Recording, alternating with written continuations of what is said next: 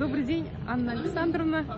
Мы сегодня находимся на первом бизнес-кэмп мероприятия, куда съехалось больше 100 человек. Вы являетесь соорганизатором этого события. Спасибо за то, что вы нас пригласили. Расскажите об этом проекте. Как зародилась идея и каков первый результат? Вообще идея была объединить участников рынка недвижимости, предпринимателей, флипперов, рантье, хомстейджеров, риэлторов, брокеров и представителей смежных профессий. Для чего это нужно?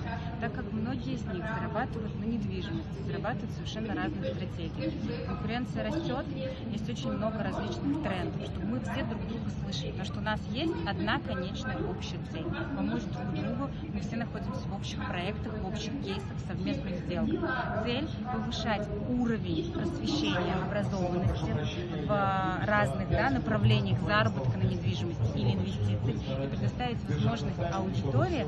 Здесь представлены, например, рантье – это люди, которые живут на заработок от аренды своей недвижимости или чужой недвижимости. Это могут быть квартиры, которые находятся в их собственности, и квартиры, которые не взяли в аренду, или которые находятся в их доверительном управлении.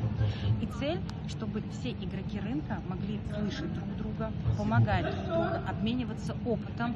Главное – рассказывать о своих сложностях и ошибках, потому что совместная именно